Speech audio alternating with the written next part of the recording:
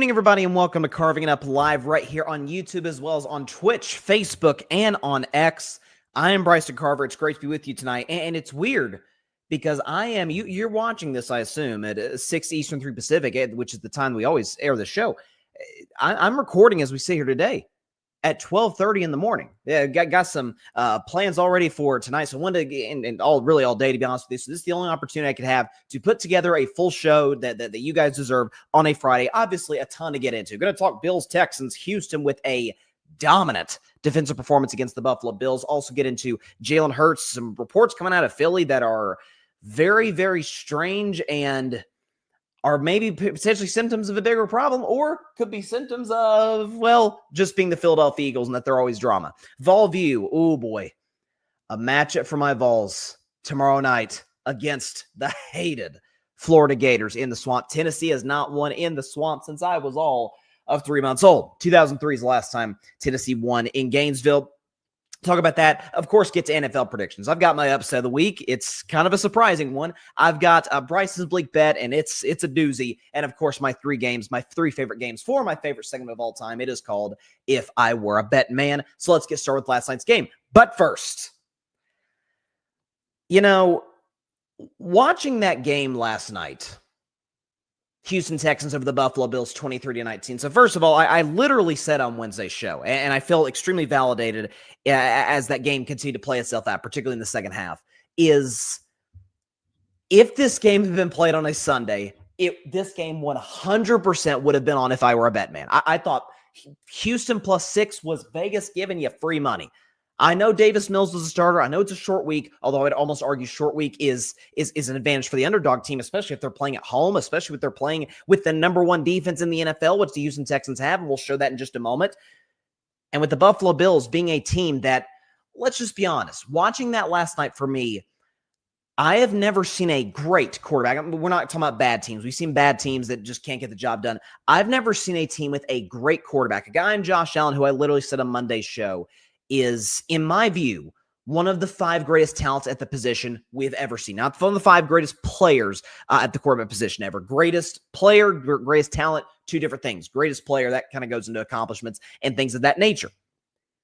I've never seen a guy of that caliber in Josh Allen work with so little offensive talent around him since Tom Brady's final year with the New England Patriots in 2019, which was the first year actually that this show even existed. I remember when I was a 16-year-old little puppy in the podcasting, business, talking about Tom Brady working with an old Julian Edelman, and Gronk had retired, and I think they had an old Benjamin Watson on that team. Great man, great dude, but obviously as it was not the same player at that stage of his career. They had, I think, Mohamed Sanu on that team. I mean, it was just a cluster, of wide receivers, and the offensive line wasn't that good. The run game was non-existent. Belichick's defense was good first half of the year, second half of the year, not quite. And New England ends up getting bounced in round 1 by the Tennessee Titans. Now, ironically, that was the team coached by Mike Vrabel. Looks like the Buffalo Bills are pretty much dead for the AFC East with Mike Vrabel and the Patriots, who are going to end up winning it. Is that I feel like the Buffalo Bills are almost falling into a similar trap that the Kansas City Chiefs did a couple of years ago, where it's, hey, I'm talking about in 2023 in particular, because the Chiefs are coming off the Super Bowl in 2022. They did so a year after trading Tyreek Hill, and it was, oh my gosh, they can win with any receivers in this group. And of course, they come back in 2023, and it's okay if Kelsey's great. That's really all that matters. We can just kind of put a group of guys that complement each other. A bunch of Jags, as Bill Parcells would say, just a guy. We can put a bunch of Jags around Patrick Mahomes, and it can work. We have Justin Watson and Marquez Valdes-Scantling and McCole Hardman, who they brought back later that year, and it'll work. And the Chiefs led the league in drops, and that was the most, even at least up until this year, it was the most vulnerable the Chiefs ever looked. Why was that the predicament they found themselves in? Because they took for granted the all-time quarterback talent that they had on their roster, just like the Patriots did at the end of the Brady era. It was the system. It was the Patriots way. No, Randy Moss, even though they didn't win any Super Bowls with Randy Moss played some part of that, and Gronk played some part of that, and Julian Edelman, when he was in his prime, played some part in that. Danny Amendola said it best. It was never the Patriot way. It was the Tom Brady way. And right now in Buffalo, it is the Josh Allen, that's it way. The fact that the Buffalo has even had a chance to win that game, to get down into, near the red zone with an opportunity to win the game off of the incredibly well-designed lateral play, hook and ladder play by Joe Brady on 4th and 27 is incredible when you consider the defense they were playing. And we have Houston's defensive numbers last night. They were utterly sensational against the Buffalo Bills. Best defense of football. 2 picks, 1 forced fumble, 3 takeaways, 8 sacks. The most sacks Josh Allen has taken in his career. 11 quarterback hits, 12 quarterback pressures. And you see right there at the bottom, they held the Buffalo Bills to 0 for 2 in the red zone. And I think what you saw last night is kind of a moment of clarity, kind of the moment of, okay, yes, we now know the Buffalo Bills are dead for the AFC East. Kind of like we sort of laid the Chiefs or AFC West streak to bed on Monday's show. We're doing the same with the Buffalo Bills. They are 2 games back in New England. And with the Patriots having the easy schedule that they have, I've said for a couple of weeks on the show, I would be disappointed if they don't finish 13-4 at this particular point in time. Like they have like 2 kind of hard games the rest of the way, like Baltimore and Buffalo, I guess, depending on where those 2 teams are at. And they've obviously beaten Buffalo in Buffalo.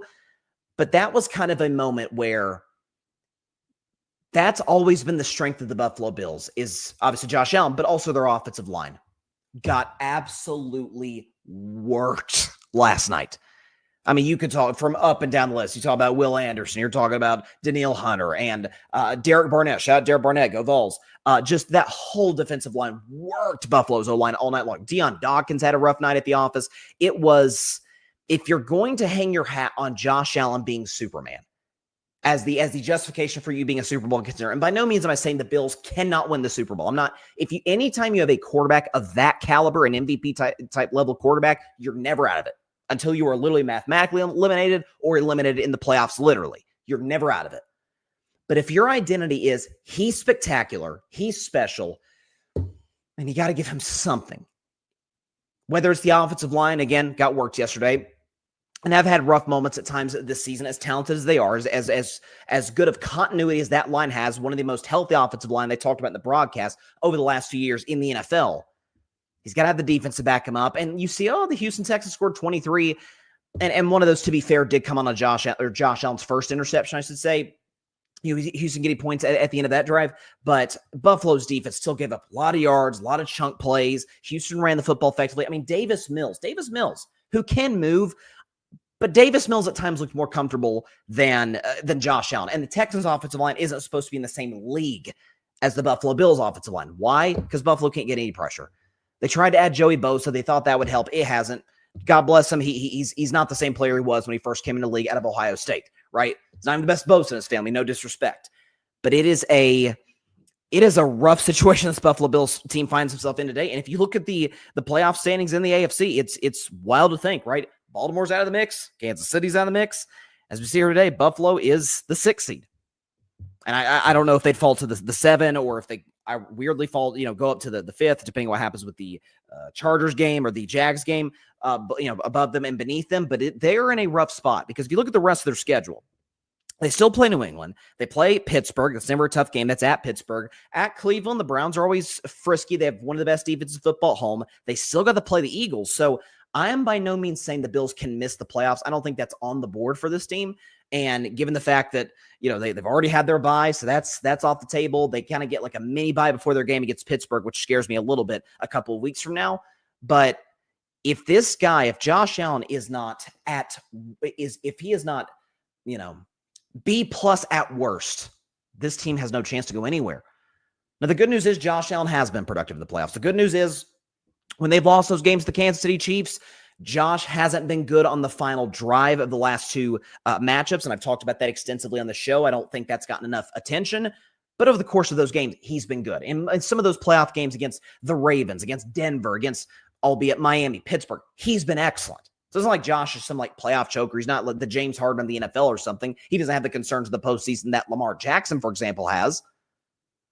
But if he is not special, if he is not spectacular, if he is not, 6 touchdowns total, 3 rushing, 3 passing, we had on Sunday against Tampa Bay, that's kind of the extreme. But if he isn't closer to the spectrum of that than what he was last night because he had no time to throw, because receivers couldn't separate, I mean, it tells you a lot that Buffalo is, let's just keep it a buck, they're benching Keon Coleman. Keon Coleman wins back-to-back games in the span of 5 days, a healthy scratch for a team that has nothing at receiver. I know Khalil Shakir had over 100 yards. They brought back Gabe Davis. Oh, Gabe Davis is back. He had 1 catch. Like, I mean, this team is really limited at that position. I thought Keon Coleman was going to take that big step this year. It just hasn't happened. Teams know if we can be able to manage James Cook, play straight man-to-man coverage, take these receivers out of games, Josh has to be with his legs, which he can do, but he'll sustain hits. You saw Josh. He took some, he injured his wrist a little bit. He took some time getting up at times, the most he's ever been sacked. Anytime you have a quarterback of that caliber, you're never out of the mix. Never. At the same time, it is hard to see a scenario because they're going to be on the road for the whole playoffs. It's hard to see a scenario in which if the playoffs started today, they go to Indianapolis.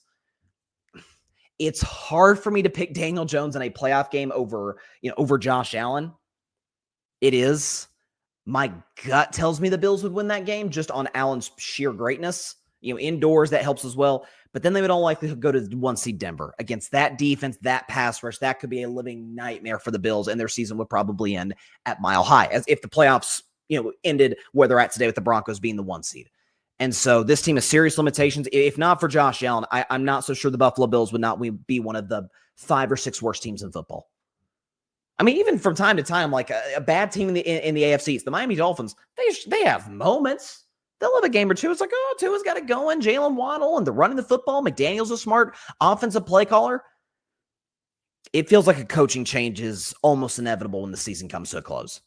Whether they're going to go with Joe Brady, whether they're going to pursue somebody else, in the coaching search after the season is over. But it feels like that. I keep saying on the show many times, or all the time when I talk about the Buffalo Bills, Sean McDermott is the NFL's version of Mark Jackson for my Golden State Warriors. Mark Jackson took over a mess, a disastrous franchise with some young talent, was able to develop that talent, was able to instill confidence in that group, win some playoff games, win some playoff series, or a playoff series, I should say, against Denver in 2013. But that some limitations in terms of his offensive philosophy, playing Steph, one-on-one pick and roll, that kind of thing, along with some disagreements with the front office. He gets fired. Steve Kerr comes in. The rest, as they say, is history. I don't think Buffalo necessarily needs the NFL's equivalent of a Steve Kerr. Sean McDermott can build a culture. He can get you out of Nowhereville, which is where the Buffalo Bills were for nearly 2 decades, from 1999 all the way to 2017. But he can't get you to the next level. And I think we've seen that year after year, and I think we're going to see it in the postseason. I think Buffalo's going to get in, and I think we'll see it in the postseason this year. Whether it's in round 1 or in round 2, I have a hard time seeing this team getting to the AFC Championship game. So that's where I'm at, the Buffalo Bills. And as for Houston, listen, that's a really big win for them. They're not going to run down Indianapolis for the division, but being able to come back and win that game against Jacksonville, you win kind of a closer than expected game against Tennessee, and then you beat the Buffalo Bills in an upset last night. Like that's 3 straight wins. Davis Mills comes in and does the job. That's what you want a backup to be able to do. You want him, in the case of CJ Stroud being out 3 games, can you get 2 of them? Well, he got 3 of them. So this is an absolute best case scenario for Houston. And as we see here today, they're 6-5. They're a half game out. They do own the tiebreaker, obviously with Jacksonville. I think Jaguars beat them early in the season and Houston beat them a second time. So I'm not sure where that tiebreaker goes necessarily. Jags got the Cardinals this weekend. So hopefully, for their sake, they can keep the Texans out, but they're in the mix. Start 0-3. Okay. Now they've won, 6 of their last 8 games. They're in the mix. So kudos to the Houston Texans for being resilient. DeMeco Ryans deserves credit. This defensive coaching staff and defensive lineup that they have is just, it's suffocating. It is the best defensive football, and I've said it all season long, and they showed you that last night. Again, I appreciate everybody tuning in as always. Again, the show is not live. I'm sure you can tell by talking a little bit of a lower voice. It's 12:45 a.m. at the time that I am recording this show. But as I always say, anytime my show is not live, if there's anything in the world of sports that has happened, in between that I'm recording now and the time that the show is airing when you're watching on YouTube, Twitch, X, and Facebook, I'm aware of it, just not the time that you're watching me. So if any crazy news has broken, that's why I'm not talking about in the show, because at the time you're watching me, I'm not aware of it. I'm probably aware of it in the moment you're watching, just not when you're watching me currently. You're not watching me being aware of it. That my head hurts. So let's move on to the Philadelphia Eagles. So a couple of reports came out that were really, really fascinating. So Diana Rossini, who's one of the best in the business, she comes out and says that Eagles players and one of the most trusted insiders in the business, Eagles players have grown frustrated with Jalen Hurts' hesitancy to throw into tight windows. And then you have Derek Gunn coming out and saying Jalen Hurts, for Eagles players and coaches, are kind of frustrated. They put together a game plan, but Jalen is locked into, quote, his game, which is reportedly frustrating the coaching staff and players and his teammates. So since the end of last season, I found the Jalen Hurts discussion to be really, really fascinating. And I almost, and this isn't a negative or condescending quote in any way. It's a genuine sort of football worldview question. I think how you view Jalen Hurts, he's the quarterback where it's how you view him is kind of gives me a look into how you view football. Because like there's the obvious, no question, best in the league guys, Mahomes, Josh Allen, Lamar Jackson.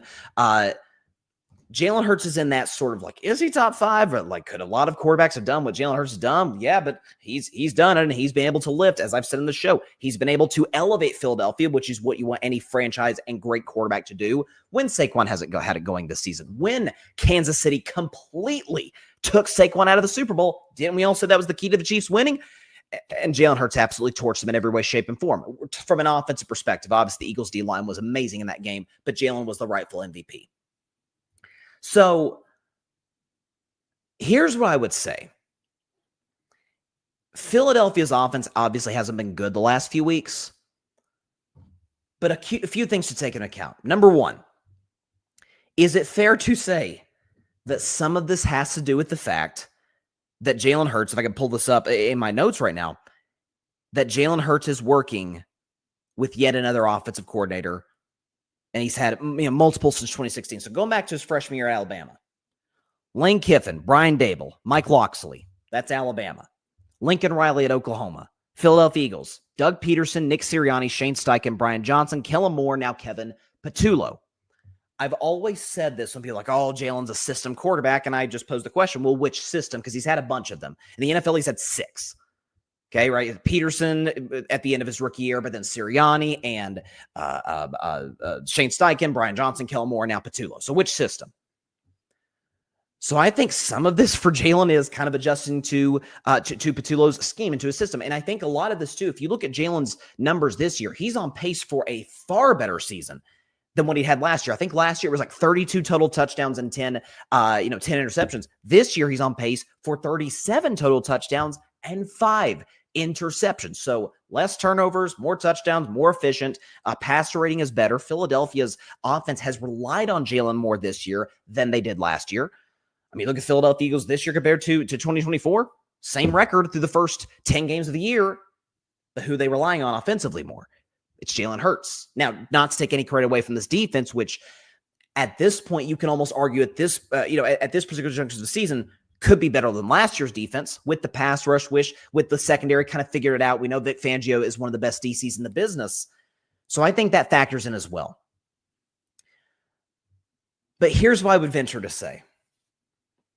There are certain organizations that it's almost like they are well run when there's chaos. It's like the chaos is like there's certain organizations that don't want anything to do with it. At the San Antonio Spurs, their dynasty, they ran away as much as they could. Plenty of teams. The Golden State Warriors haven't always necessarily, and I'm a Warriors fan, but haven't always necessarily been at their best when there's controversy, when there's the Draymond Poole incident, when there's the Draymond KD incident, when there's scandal around, the organization. They've not always been at their very best. Most teams aren't. The Patriots went 18-0 in the middle of Spygate. After Deflategate, beat Seattle in the Super Bowl. They tended to thrive in chaos. The Shaq Kobe Lakers thrived in chaos. Shaq and Kobe were at each other's necks, still won 3 in a row.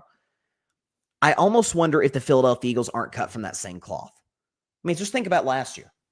Get off to a 2-2 start. It's not looking so good, but then they say, hey, we're going to give the ball to Saquon Barkley. And remember that game against the Cleveland Browns actually coming off the bye? Nick Sirianni shaves his head, and he's like yelling at the fans, and they barely beat the awful Browns at home. And it's like, they won, but I'm not sure this is a contender. Then they reel off all these consecutive wins, lose that game to Washington. And then they're rolling, and A.J. Brown says, our passing game should get better. It's like, brother, what are you doing? The team's rolling, and he's reading a book on the bench, and you almost blow it against the Rams, and all this chaos, and you cruise to a Super Bowl. Who's to say that can't repeat itself this year? Brandon Graham let the cat out of the bag last year after the A.J. Brown comments when he's like, Jalen, AJ aren't exactly like best friends. It's not the greatest relationship in the world. I'm not exact quoting, but paraphrasing along those lines. I would venture to guess this won't be a story in a week. Like, my guess is, honestly, I think Philadelphia is going to lose one of their next two games, be it against Dallas on Sunday or be it against the Chicago Bears on Black Friday next week. I think one of those teams, just based on matchups for different reasons, can beat Philadelphia. So in the moment, they'll be like, oh, okay. And then after that, they'll reel off, 2 wins in a row, 3 wins in a row. They'll cruise to the NFCs. We already know they're going to do that. Have an opportunity to get the 1 seed. Somebody's going to beat the Rams at some point in the NFC West. Philadelphia is the tiebreaker over the Rams, obviously, from the head-to-head matchup in Week 3, from their 19-point second-half comeback. I think we're going to look back and say, didn't really mean that much in the scheme of things. I think, honestly, I've said this many times, there are 2 things that are going to plague Philadelphia in the postseason if they get beat, if their chance to go back-to-back gets denied. Kevin Patullo's play calling, which is extremely conservative, extremely uncreative, does not keep the defenses on edge whatsoever, and or Nick Sirianni's late-game management. And on Sirianni, too, let's be honest. And I said this, I said this almost verbatim last year when the A.J. Brown, Jalen Hurts controversy kind of began. I said, okay, Howie Roseman puts the team together. Jeffrey Lurie is one of the best owners in football. Out of sight, out of mind, hires the smart people to make the football decisions. The OC, Kevin Patullo, calls plays. And then you got Vic Fangio doing his thing with the defense. You don't call plays. You don't put the team together. So it is your job. I've said he's cut from the same cloth as Dan Campbell. You can't like Dan Campbell and hate Nick Sirianni. They're similar guys. Campbell's more likable and jacked than Sirianni is, but they're kind of the same guy, right? The motivation, setting a culture in the locker room. This has got to be where Nick Sirianni's going to be at his best to be able to diffuse this. And so only time will tell, but I honest to God don't think it's going to be oh my gosh, this is going to break the Eagles apart. Last year when A.J. Brown literally explicitly calls it, these are reports that I trust from sources that I trust, but reports. It's not one of the players literally going to the media after the game and saying, don't really like how Jalen's playing right now. So I don't think it's going to be that big of a deal when it's all said and done. Okay, so again, plenty still to get into on Carving Up. Show's not live, pre-recorded. I'm recording this at it's 6 minutes till 1 in the morning. But when we take a break, we're going to take a break. When we come back, a weirdly nerve-wracking edition of the Vol View. You'll see what I'm talking about after the break.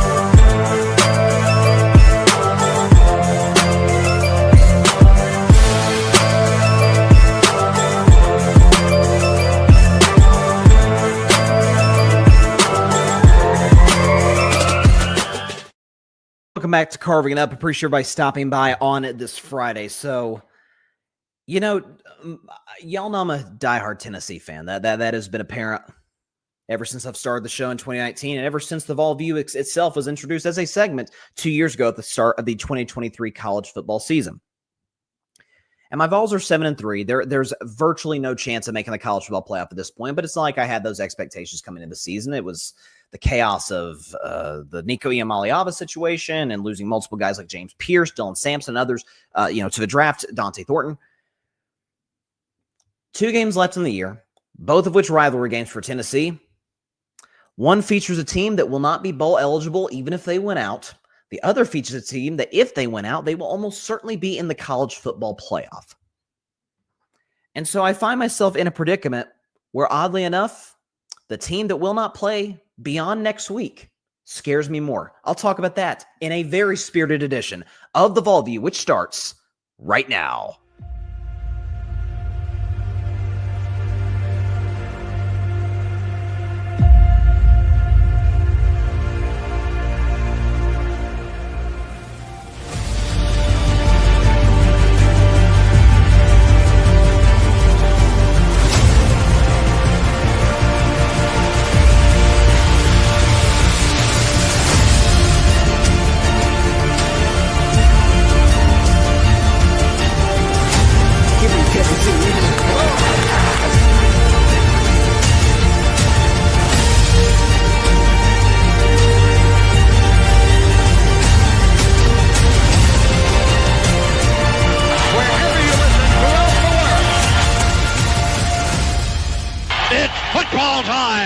In Tennessee. Oh, indeed it is. And it is a matchup. It is a rivalry. It is a stage for Tennessee to end a long, long streak. Tennessee and Florida, a rivalry that stretches many, many years. The heart of the rivalry was throughout the 1990s, Steve Spurrier and the Florida Gators, Philip Fulmer and my Tennessee Volunteers, two college football Hall of Fame coaches, two of the greatest coaches in the history of the SEC, two programs that frankly dominated the conference, ran the conference over the course of the 1990s. They clash, unfortunately, for the final time, at least in the time period in which they would meet annually. Like next year they don't play, so like the Tennessee-Florida rivalry, with the SEC going to only 3 consistent rivalry games a year, Tennessee-Florida, they're not going to match up. I think Tennessee's rivalry games moving forward, Alabama, Vanderbilt, and Kentucky. Florida is not included in that. There's not as much history at the Tennessee-Florida rivalry. It's not as old as Kentucky, Alabama, and Vanderbilt. I would argue 2 of those 3 games, Vanderbilt, Kentucky, are pretty one-sided rivalries, but I digress.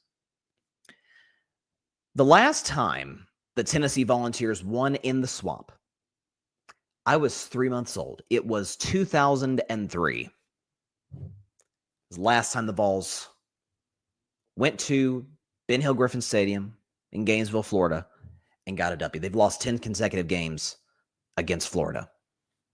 Well, in this spot, if there were ever an opportunity to knock off a team that has owned you. I said 2 years ago when the Vols lost to Florida in Gainesville, I remember coming out on my show the next day and saying, I literally think we're cursed there. I think we become a shell of ourselves in that stadium. So you talk about some of the Tebow years, you talk about when he dominated us. In particular, 2015 and 2017 will still haunt me as a Vols fan forever. 2015, you're up 13 in the fourth quarter on Florida, and then Will Greer, who ends up getting kicked off the team when it's all said and done, leads back-to-back scoring drives, including a 4th and a mile to Antonio Callaway. Aaron Medley misses the walk-off field goal by 2 inches. That was heartbreaking, and not as much as 2017. The Hail Mary, Felipe Franks, who's not even a quarterback anymore. I think he's a tight end in the NFL now. With a bomb. I mean, as beautiful of a deep ball as you'll ever see. A Hail Mary to Tyreek Cleveland to win the game. So Tennessee has come that close on a couple of occasions, have not been able to close the deal in Gainesville. Vols in the spot are a 4.5-point favorite, and it's been a tumultuous week for Tennessee. Boo Carter, who I've talked about in the show, like kind of the do-it-all, can be on special teams and defense and all this. He's gone. He is entering the transfer portal. He is leaving the Tennessee Volunteers. Not terribly shocking when you consider the drama in the offseason. He was sent home for the football program. It was a question of whether he would even be with Tennessee at all this season. And so the fact that he was sent home, the fact that he is not going to finish the season with Tennessee, it mostly stems from the fact that he said he was not healthy enough to play against New Mexico State last Saturday. And so he didn't show up at Neyland Stadium at all. Like, it wasn't a situation where he was there, he didn't dress. No, he was not present at Neyland Stadium last Saturday. And so Josh Heupel, the Vols program was like, okay, he's been more, the juice is not worth the squeeze. He's been fine, but not nearly what we expect from this season. Good luck in your future endeavors. It's just not going to work here moving forward. But with that being said, last week, New Mexico State, Vols took care of business. Didn't cover, but still took care of business, 42-9. No surprise there. Joey Aguilar did have a couple of interceptions. That's kind of his MO. Even going back to Appy State, he is a bit turnover prone on the season. He has 10 picks in 10 games. But when I think about this Vols team, I think about high-flying offense. I think about Joey Aguilar, top 10 in the SEC in passing. Deshaun Bishop, top 10 in the SEC in rushing. Chris Braslew's top 10, or I think leading the SEC, rather, in receiving yards. I think about a team that's going to be facing a Florida defense that has fallen off big time in recent weeks, but has shown ability to be really good. They completely shut down Miami's offense. And we think about Miami, they could be in the college football playoff when it's all said and done. They've had their moments. If there were ever an opportunity to go to Gainesville, go to the Swamp, you're playing a 3-7 football team. Just recently they put up a nice fight against Ole Miss, but got blown out by Kentucky a couple of weeks back. That's on their interim coach. That's talking about hiring Lane Kiffin at the end of the season, before the season even concludes. If there were ever an opportunity to get the Florida Gators, it's this one. And I will confess, I'm not even kidding. This game scares me more than next week against the Vanderbilt Commodores, who, if they went out, very well could be in the college football playoff. Why is that? That game's at Neyland Stadium, so that helps. Tennessee has beaten Florida the last 2 years at Neyland Stadium, whereas in Gainesville hasn't been since 2003 since we won there.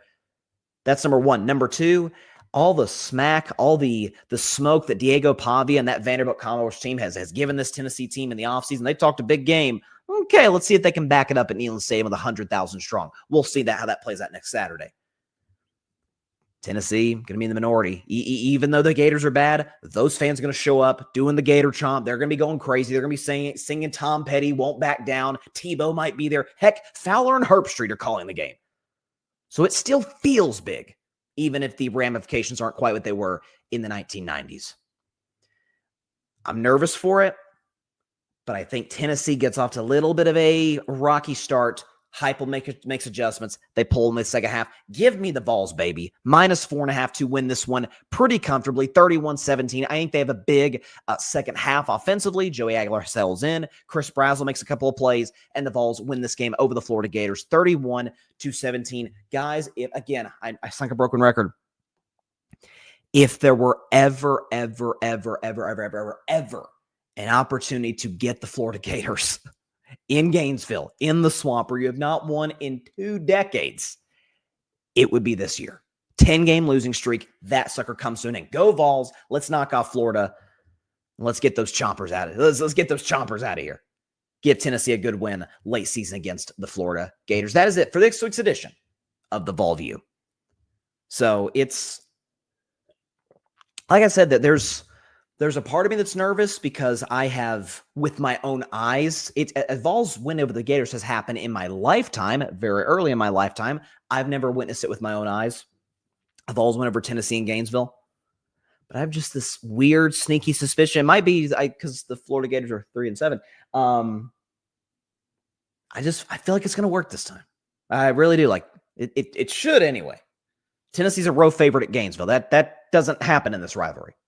So there you go. All right. Again, a little bit of a shorter show, but of course, the segment we do, the longest segment we do on the show each and every week to close the week, go on the weekend with a lot of momentum, NFL predictions. So as I said kind of at the top of the show, I picked the Buffalo Bills to win, so I was wrong on that, but I did take Houston +6. I thought Buffalo being favored by 6 points on the road in a short week, on the road, best defense in the league. Buffalo won last week just on the back of Josh Allen. The Bills have a terrible rush defense. I thought it was, come to think of it, I probably should have picked Houston to win straight up, but I thought Houston +6 was, as I said, if this game had been played on a Sunday, this would have been a home run on if I were a bet man. By the way, too, something else, the Bills, since week 1, 2023, losing record on the road. They're going to have to start the playoffs on the road, assuming they get in, which I think they will, but it's going to be a tough road for the Buffalo Bills. So before we get to predictions, go and put up my updated record from the course of the season. So 101, 62 and 1. Obviously, the one tie Green Bay and Dallas. Not bad. I'm almost 40 games over 500. That's not terrible at this point in the season. I'm 14 games under 500 against the spread, although this graphic was made before the game last night. So, 76 and 89, if I could get hot here, maybe go undefeated against the spread, maybe be over 500 as we go into Thanksgiving week. So I will take that upset of the week. It's been a weird year. I lose the first 2 to start the season, win 4 straight, get really hot. I'm putting sunglasses on, feeling good about myself. Well, since then, 5 consecutive losses. Although I do like this week's upset of the week. Bryson Bleak bet 6-5. That's about what it should be, about 500. And my beloved segment. If I were a bet man, 12-21. It has not been a good year, but folks, I like 2 big favorites, and I mean big favorites. And I like 1 dog. So let's go and get the background music going, and let's do NFL predictions for week.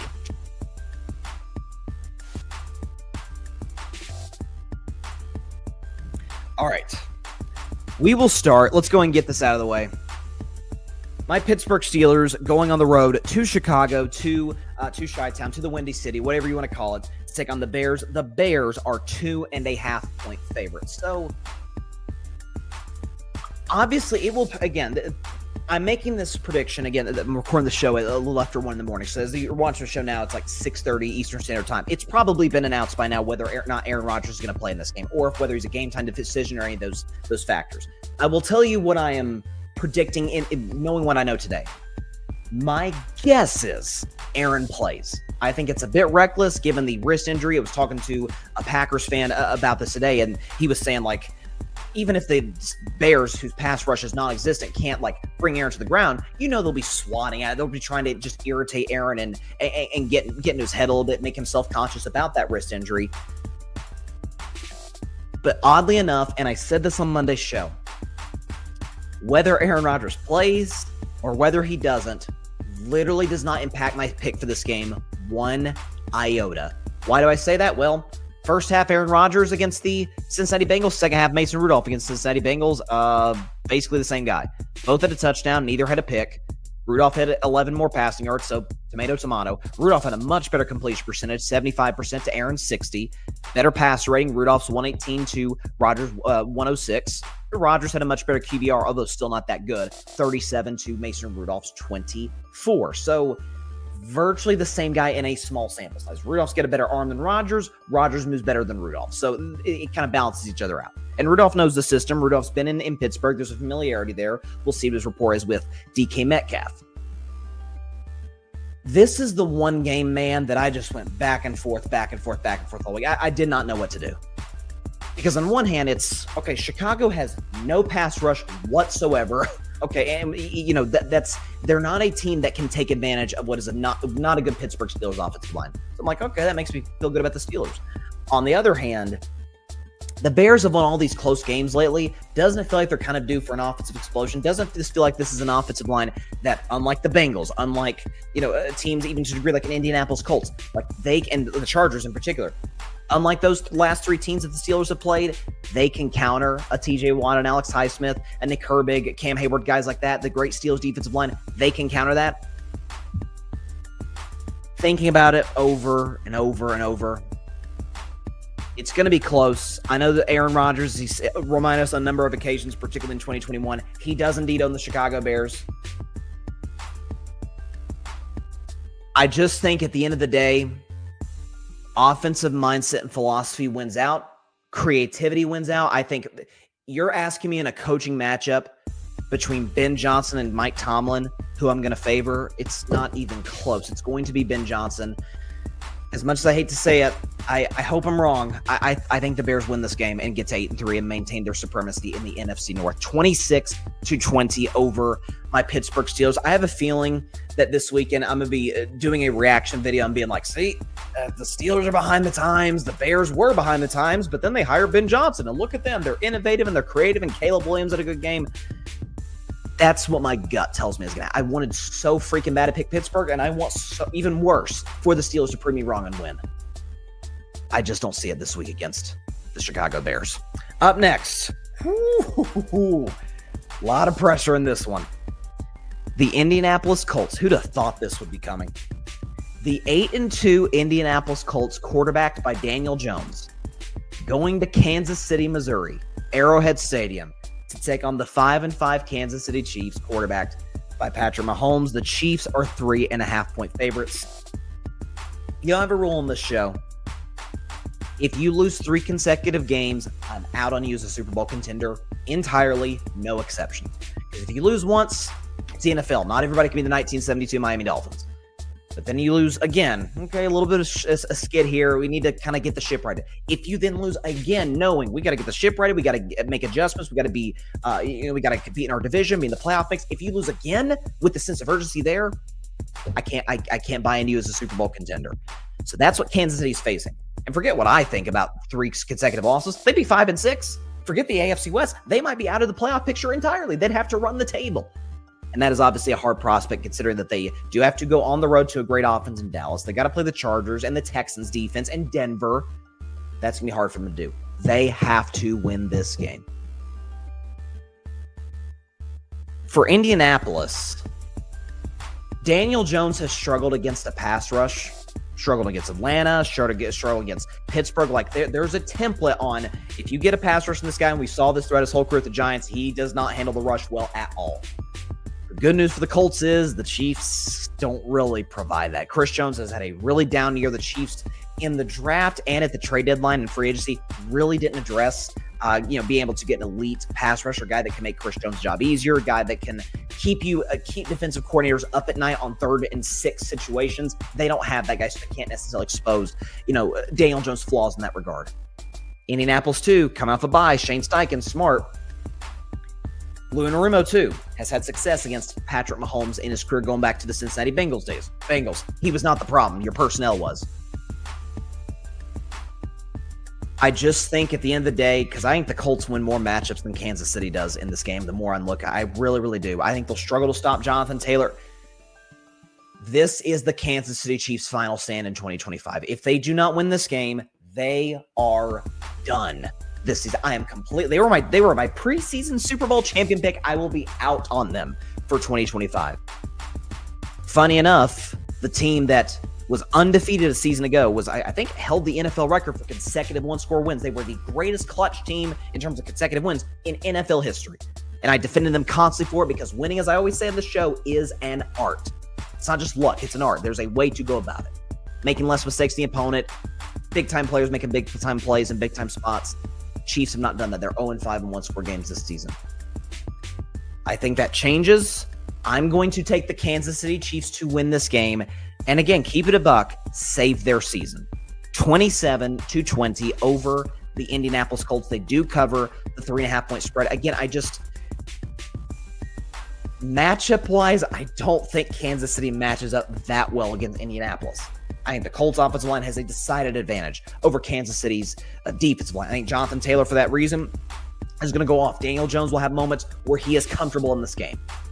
Lou Anarumo has had success in his career against Mahomes back when he was with the Cincinnati Bengals. Sauce Gardner might hold a few plays. I could see this being a spot because, people are convinced that the league is rigged for the Chiefs, that Sauce Gardner, who's the holding king, gets called for a hold maybe on Rashee Rice on a big play in the 4th quarter on 3rd down, and people are freaking out, oh my God, it's rigged for the Chiefs. It's like, no, if you watch Sauce Gardner with the Jets, this is what he always does. He hasn't gotten away with it, or he has gotten away with it up until this year when they finally started calling those penalties. I'm going to take the Chiefs to win.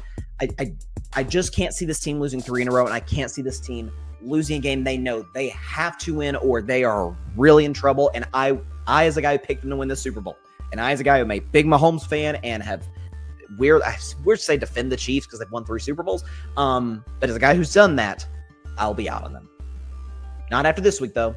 They'll win this game of the Colts. Up next, the line keeps coming down. And again, I want to once again say, I'm looking at my phone right now. It is 1:15 a.m. Eastern Standard Time. I'm recording this early in the morning, hours and hours and hours before you are watching it. There's a chance Joe Burrow plays in this game for the Cincinnati Bengals. There very much is. And again, you might be watching and feel like he is or he isn't. At the time, it's 1 a.m. I don't know. But Vegas seems to have an inkling that he might. The line was as high as 7.5. At the time I'm looking at it right now, it's come all the way down to 6. So Vegas is like, Joe Burrow might give it a go. This game is in Cincinnati too, so that helps. But the New England Patriots, well-coached team. We talk about well-coached teams coming off the bye. But with Thursday Night Football, you play Thursday night, you kind of get like a mini bye. And Mike Vrabel kind of talked about it after the game, like, I don't want to see any of y'all for the next 3 days before we come back to work on Monday. Team chemistry is off the charts with New England, as we know. The Cincinnati Bengals quite simply have the worst defense in the National Football League. They give about 32, 33 points per game. They had just traded Logan Wilson, their linebacker. They are the only reason they have a prayer's chance of getting to the playoffs is because they played in the AFC North where Pittsburgh and Baltimore are duking it out. The fact that Jamar Chase, and y'all already heard my rant about him on Monday. The fact that Jamar Chase did what he did, potentially knowing Joe could be back this week, and he could very well be back. Maybe a better chance to not be back for Thanksgiving in a huge game against Baltimore next week. Knowing that and still doing what he did to Jalen Ramsey, selfish teammate and a bad teammate. New England comes in, Drake May, passer rating over 100 in every single game this season except for the weird week 1 loss against Vegas. You're telling me that ain't going to continue and he's not going to just dice up the Bengals defense? New England wins this game, and they do it comfortably. 34-19 over the Cincinnati Bengals, effectively ending Cincinnati's season. Honestly, forget that I'm a Steelers fan. As a football fan, I really hope Joe Burrow doesn't play this game. There's no Jamar Chase. His offensive line is terrible. His defense is terrible. His team has a very slim shot at making the playoffs. Would I like to see him on Thanksgiving against Baltimore just for entertainment's sake? Sure, but I can do with a Joe Flacco homecoming on Thanksgiving Day. I can roll with that. So that's where I'm at. I think New England wins this game and they cover -7. Is that where it's -7? It's come all the way down to 6. So if you want to take New England to cover in that spot too, be my guest. Up next, speaking of the AFC North, New York Jets, Baltimore Ravens from Baltimore. The Ravens are huge favorites, -13. So Tyrod Taylor's going to start for the New York Jets this week. They have benched Justin Fields. Aaron Glenn's benched Justin Fields. Here's what I'll say. Jets last few weeks, they've at least been good against the spread. Right? Like they made the comeback to beat Cincinnati, and then they covered against the Cleveland Browns, and then they barely skinned their teeth last week. I've been good against the spread on Thursday Night Football. Covered barely against the New England Patriots. 13.5-point dogs, only lose by 13. Good job by the Jets in that spot. So once again, 13.5-point dogs, extra time to rest. You saw the Baltimore Ravens last week, albeit they were playing the Cleveland Browns and that great defense, but looked a little shaky. I know Baltimore's dominant at home. I know Lamar Jackson and the Ravens 4-game winning streak. But if it was Justin Fields, I'd take the Ravens to cover because Justin Fields is so limited as a passer. The Jets offense just won't be able to get any significant movement. Tyrod Taylor, he can get some of these bite-sized completions and kind of death by 1,000 cuts. I've said it for weeks. I'm still not convinced that Baltimore's defense is fixed because the Jets expose some holes in that Ravens secondary opposite Nate Wiggins. Sure they can. So I'm going to take the Jets to cover. I'm going to take them plus 13.5, but exact same score as last week for the Jets. 27-14. There's no way the Ravens lose this game against the Jets. There's no way on planet Earth, knowing the predicament they're in the division. Ravens win 27-14, but the Jets do cover. At 13.5 is a little too many for a team that has been good against the spread as of late. All right, it is now time for my favorite segment of all time. It is simply called Bettin Man. If I were a bet man, I'm looking long and I'm looking hard. Big spread this week. The Seattle Seahawks going on the road to Tennessee, to Nashville, to take on the Titans. Seahawks are favored -13. So Seattle, the only thing that would make you hesitant is, Seattle, West Coast team playing that 1 o'clock, or actually technically, I guess, a 12 o'clock game at Central Standard Time in Nashville, bit of an adjustment. With that being said, they're coming off of a game that they feel like, God, if Darnold does not throw, if he doesn't throw 4 picks, we win that game. Even if with the 4 picks, if not for the punt herd around the world that I've talked about all week on this show by the Rams, they get in a field goal range, they probably win the football game.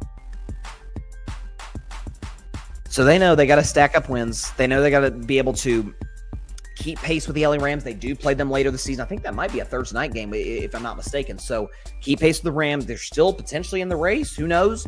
For the number 1 seed. As anemic, as dysfunctional, as discombobulated as this Tennessee Titans offense is, which, by the way, Calvin Ridley, done for the year. It was already been announced by Mike McCoy, the interim coach of this team. Against that Seattle defense, which I said on Monday's show, it ain't Legion of Boone fast, but it's fast. You're talking about defensive line. You're talking about secondary. Eamon Worry, Devon Witherspoon, like those guys are excellent. Those guys fly the football. They're young. They're athletic. They're quick. If I were a bet man, this is not going to be close. The Seattle Seahawks minus 13.5 over the Tennessee Titans. If I were a bet man, I know it's big, but I would take Tennessee I keep saying Tennessee. I would take Seattle minus 13. Divisional matchup from Lambeau. The Minnesota Vikings go on the road to Green Bay to take on the Packers. Green Bay is a 6-point favorite in this game. So, again, it's something like, how do you view this game? Because on one hand, JJ McCarthy has had these moments in the fourth quarter, almost led the Vikings to a comeback win and probable win against the Chicago Bears. But in the first 3 quarters before that, it's kind of been the story of his first 5 starts in the NFL. He's been pretty terrible, more picks than touchdowns. He hasn't been accurate. Like, the arm strength's actually there. The intermediate stuff, he's not accurate. He doesn't see the field well. Justin Jefferson, it feels like only a moment of time before he's like, my lids come up. I'm going to lose my mind if this guy keeps throwing me hospital balls and me getting crushed by defensive backs when Sam Darnold and to your even Kirk Cousins were putting the ball on the money on time for me to show that I'm the best receiver in the NFL. And there was also another element of this. Green Bay, one of the worst teams in the NFL when it comes to covering. And the fact that it's a 6-point spread, and the fact that it's at home, or not that it's at home, the fact that it's an NFC North divisional rivalry with you having to take on Brian Flores, like the Matt LaFleur, Brian Flores matchup, you tend to maybe go in the direction of Flores. I just think on the road at Lambeau Field, Packers defense has been awesome this season. Micah Parsons could make a play or 2 or 5. I think this defense for Green Bay sets them up in good field position. Jordan Love, the Packers, take care of the rest. Give me the Green Bay Packers to win 24-13 over the Minnesota Vikings. Both defenses are great, so you're obviously then going to favor the team at home with the far better quarterback and offense. So give me the Packers to win 24-13 over the Minnesota Vikings. It is now once again time for my favorite segment of all time. It is called Bettin Man. If I were a bet man, I said it. We're hunting down big spreads this week. I'm looking at the New York Giants and the Detroit Lions this week from Ford Field. The Lions are 10.5-point favorites. So listen, I think if you don't root for Jameis Winston, you are the problem. Taylor Swift, you're the problem. It's you. I judge you. I think you are a corrupted human being in yourself. You can't look at that man and say, man, I hope he's successful. I hope he works out. I saw a video of him on the internet where he's dancing with, I think, a lobster, which is all the more funny given that he stole crab legs in college. It was a long time ago, but I just thought it was funny. Jameis Winston's the man. We all know this. So, of course, we're going to pull for Jameis. That being said, Detroit's coming off of a pretty embarrassing offensive performance against Philly, and you give Philadelphia credit, but 0 for 5 on 4th down. Jared Goff, 14 of 37, not accurate at all, but I've said it many times on the show, and it has been the story of the Lions for the last few years. If there's a few surefire bets in the NFL, like Andy Reid off a bye, although, that didn't materialize against the Broncos. Mike Tomlin as a home underdog, and the Detroit Lions as a big home favorite against a completely overmatched opponent. The Giants receiving core, garbage. The Giants run defense, awful. Going against Jahmyr Gibbs and David Montgomery. We know Dan Campbell, since he took play calling duties from John Morton, has run the football far more. Jahmyr Gibbs had a big game, more so in the passing game against Philadelphia. This could be a game where Detroit goes for 250 rushing yards. I'm dead serious. It could be that type of game. Jared Goff throws like 15 passes. A lot of Jahmyr Gibbs, a lot of David Montgomery. If I were a bet man, give me the Detroit Lions 37-20 over the New York Football Giants. Again, Jameis will make plays. The Lions defense isn't very good, but I do love Detroit. -10. If I were a bet man, give me the Lions -10, and Dan Campbell is going to be doing a lot of this. Kneecap.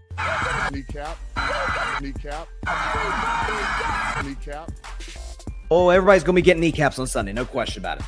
All right, to the afternoon slate of games, the Jacksonville Jaguars and the Arizona Cardinals from Arizona. The Jags are 3-point favorites on the road. So it's a really big game for Jacksonville because you're hoping, like, you're 2 games back in the division.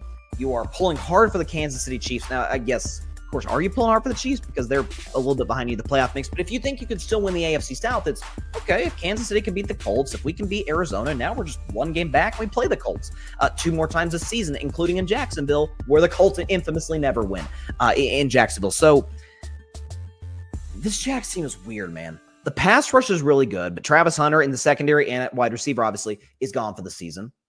They're, again, good pass rush. Offensive line has been extremely good this season. Pro Football Focus loves it. They block well, good pass protection. They're really good at pass protection. Trevor with the receivers hasn't really worked. Brian Thomas has been out. They bring in, what's my man's name? Jacoby Myers from the Vegas Raiders. So injuries at receiver, but they keep winning because the offensive line's good. And Travis Etienne and Tootin are running the football effectively. I think he's not going to be the coach of the year discussion, and I'm not even saying that he should.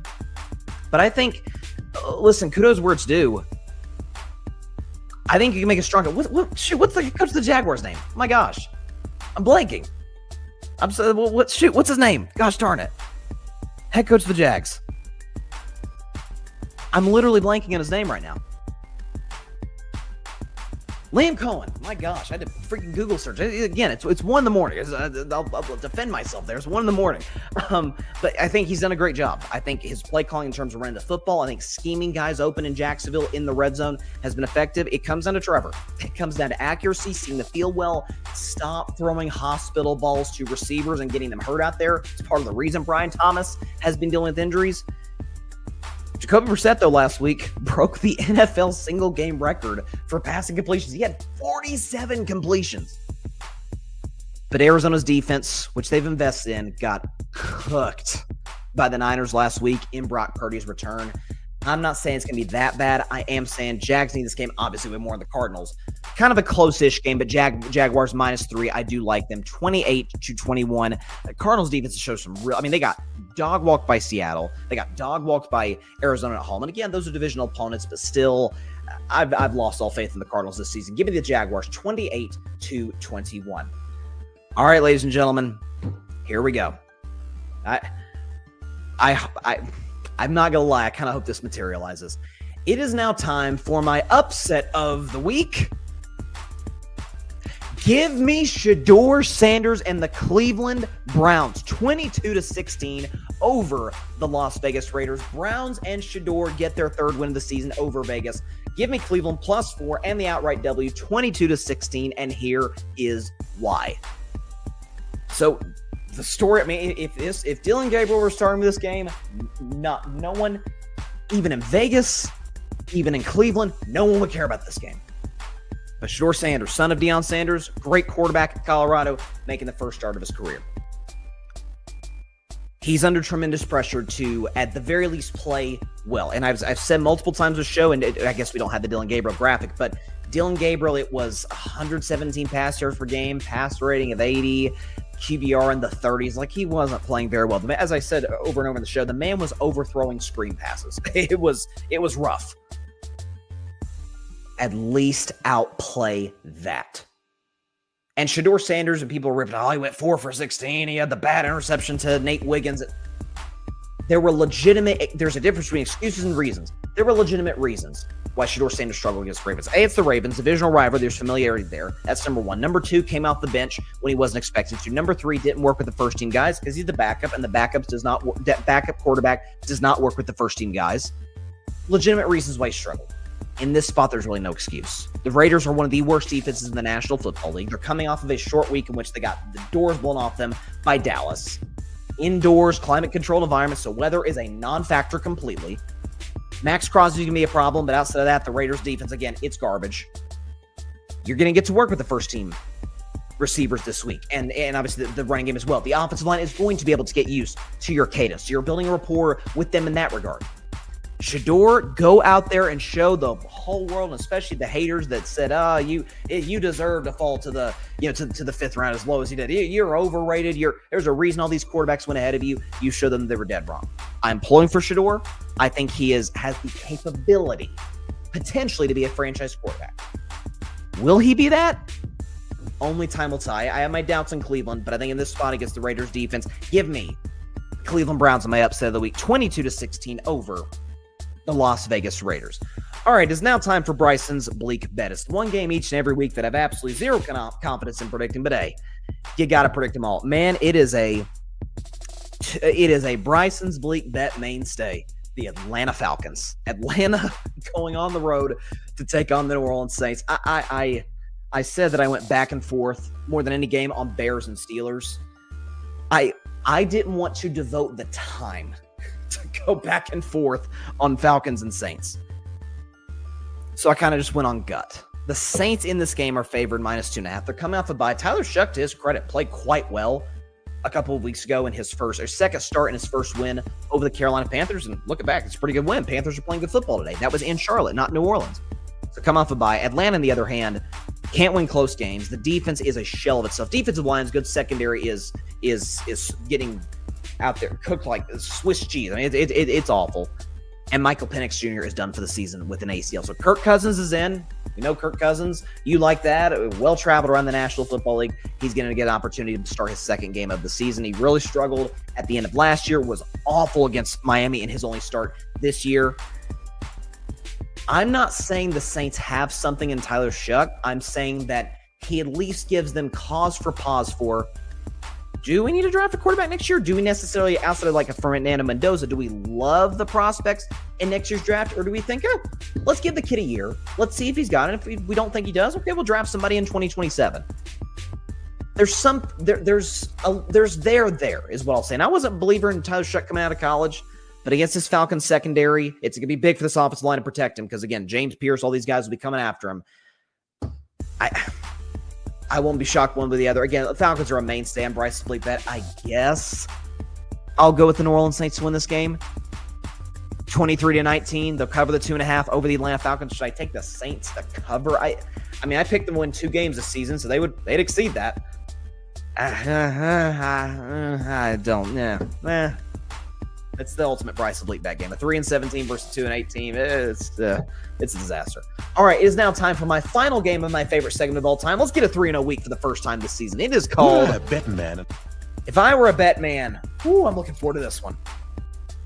The Dallas Cowboys hosting the Philadelphia Eagles from Jerry World. Philadelphia is a 3.5-point favorite in Dallas. So I talked about Jalen Hurts, second segment of the show.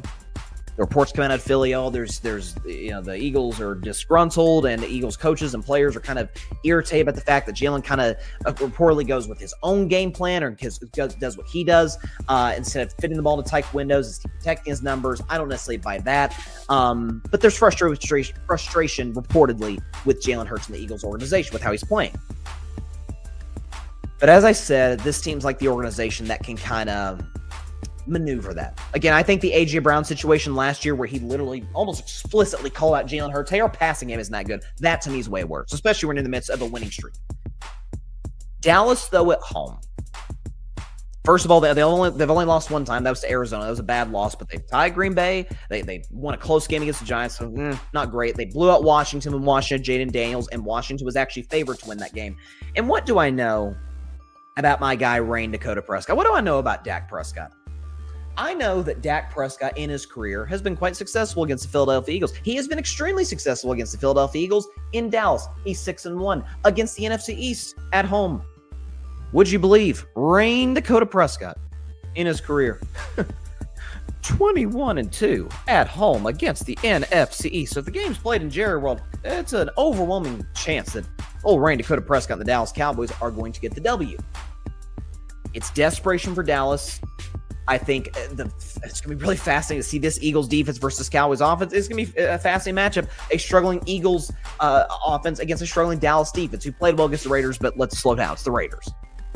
Can they get consistent pressure on Jalen Hurts? Can they be able to do it? It feels like everybody except the Giants have done, and limit Saquon Barkley. If there's one thing I know about Dak, he's never been swept by the Eagles in his entire career. That ain't changing on Sunday. Give me the Dallas Cowboys plus 3.5 and the outright W. 27-24. Divisional familiarity reigns supreme. Dak leads Dallas to a 27-24 win to get to 5-5-1 and Sets up a really fascinating match depending on what happens with the Chiefs and Colts. Chiefs, Cowboys, Thanksgiving Day. Both teams are desperate. I'm here for it. That game will taste really good with my turkey. Next Thursday. So that's to be fun. Dallas plus 3.5 and the outright W. A great Sunday night game with another team that is featuring carving it up elimination, so to speak. You got the Tampa Bay Buccaneers going on the road to take on the Los Angeles Rams. The Rams in this game are favored by 7. You know the rule in the show. Kind of a new rule, but it's one I've developed over time with a lot of thinking and a lot of introspection, looking around the NFL, is that generally speaking, you lose 3 straight, I'm adding you as a contender. It's why if Kansas City loses this weekend, even though I picked them to win the Super Bowl, I'm out on the Chiefs. The Bucs, to me, have all season long. I viewed them as a Super Bowl contender. I viewed them as a team that can win the NFC. Once they get their guys back healthy, have a game, who knows, maybe 2 in Tampa, that could help them tremendously. With that being said, can't lose 3 straight. You cannot lose 3 straight. If you lose 1, it happens. Everybody loses. You lose another one, okay, you're on a little bit of a skid. There's a sense of urgency. We got to get this next game. And then he loses again, then I'm out.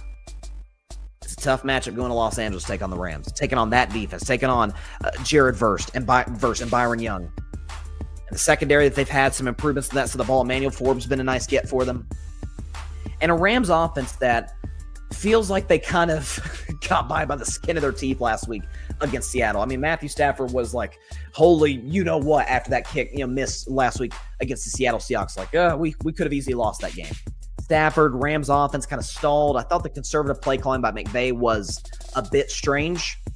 Devontae Adams' back issue, I still think is something to keep your eye on. I would be a little bit concerned about that if I were a Rams fan. Tampa Bay's desperate. Tampa Bay, Baker Mayfield said it last week before the Bucs game, or before the Bills game. We've got to have a sense of urgency. We've got to have a killer instinct. And so I think Tampa plus 7 is the play.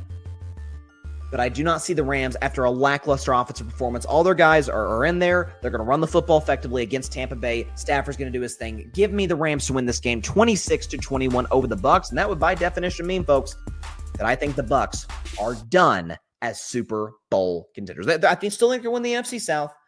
I still think they're going to edge out Carolina. Although, let me think. Oh my gosh. If they lose to Los Angeles on Sunday night, and the Panthers, we'll predict that game on Monday's show, and the Panthers beat the 49ers, Carolina's in first place in the NFC South as we go into Thanksgiving week. Bryce Young, baby. I try to tell you, y'all tried to write him off. Bryce Young's the truth. And with that, that is all the time we have for today's show. Appreciate everybody stopping by. As always, be sure to catch Carving Up on Monday at 6 p.m. Eastern, 3 p.m. Pacific time, right here on YouTube, as well as on Twitch, on X, and Facebook, any and everywhere that you see your favorite streaming shows and everywhere you get your podcast, the whole bit, you can find Carving It Up. Follow and subscribe to all my social media platforms, Instagram, X, TikTok, both social media, or both YouTube, I should say, channels that I stream the show from, Carving Up with Bryson Carver, the Grid Network. Please subscribe to both. Of course, Grid Network, that is GRYD, the Grid Podcast Network, right here on YouTube, as well as everywhere, any and everywhere that you get your favorite podcasts. You can find my shows as well as the other amazing content creators we have. And of course, tomorrow, as always, we've got the Saturday morning tailgate, 10 a.m. Eastern, 7 a.m. Pacific time, live on the Grid via YouTube and on X. Myself, Tim Barton, Arthur Hurst will be recapping last week in college football and getting you set and ready to go for your tailgate Saturday for college football. And it's going to be a doozy because it says, you heard in the ball view, Tennessee, Florida. Diehard Vols fan right here. Tim Barnard, diehard Florida Gators fan. It should be a fun one. So tune in Saturday morning tailgate tomorrow, 10 a.m. Eastern, 7 a.m. Pacific time. It's going to be a fun one. And of course, Carving Up, 6 p.m. Eastern, 3 p.m. Pacific time, right here on YouTube, Twitch, Facebook, and on X. Probably not on Instagram, dealing with some connection issues on Instagram, but those other platforms for sure. Have a great weekend, everybody. Please continue to stay safe out there. God bless y'all. Peace out. Yeah, Tennessee, I'm watching. You better win. You better win. Thanks so much for watching the show on YouTube, and be sure to go click that big red subscribe button and check out the other clips and full shows from Carving It Up Live, as well as our other incredible content creators here on the Grid Network.